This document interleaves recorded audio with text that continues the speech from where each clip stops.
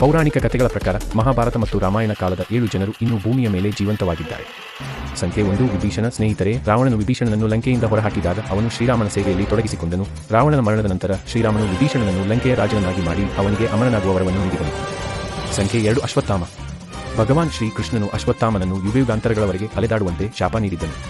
ಅದರಿಂದಾಗಿ ಅವನು ಇನ್ನೂ ಜೀವಂತವಾಗಿದ್ದಾನೆ. ಸಂಖ್ಯೆ 3 ಆಂಜನೇಯ. ಲಂಕಾದ ಅಶೋಕ್ ವಾಟಿಕಾದಲ್ಲಿ ಶ್ರೀರಾಮನ ಸಂದೇಶವನ್ನು ಕೇಳಿದ ನಂತರ ಮಾತಾ ಸೀತೆ ಆಂಜನೇಯರಿಗೆ ಅಮರರಾಗಿರುವಂತೆ ಆಶೀರ್ವದಿಸಿದರು. 4ನೇಯದು ಮಹರ್ಷಿ ವೇದವ್ಯಾಸರು. ನಂಬಿಕೆಗಳ ಪ್ರಕಾರ ಅವರು ಸಹ ಅನೇಕ ಯುಗಗಳಿಂದ ಜೀವಂತವಾಗಿದ್ದಾರೆ. 5ನೇಯವರು ಕೃಪಾಚಾರ್ಯರು. ಇವರು ಕೌರವರ ಕುಲದ ಗುರುವಾಗಿದ್ದರು. ಇವರು ಸಹ ಈಗಲೂ ಬದುಕಿದ್ದಾರೆ ಎಂಬ ನಂಬಿಕೆ ಇದೆ. ಸಂಖ್ಯೆ 6 ಗುರು ಪರಶುರಾಮರು. ಪುರಾಣದ ಪ್ರಕಾರ ಪರಶುರಾಮರು ವಿಷ್ಣುವಿನ 6ನೇ ಅವತಾರ. ಪರಶುರಾಮರು ಭಗವಾನ್ ರಾಮನ ಪೂರ್ವದಲ್ಲಿ ಇದ್ದವರು, ಆದರೂ ದೀರ್ಘಾಯುಷ್ಯದ ಕಾರಣ ಅವರು ರಾಮನ ಕಾಲದಲ್ಲಿಯೂ ಇದ್ದರು.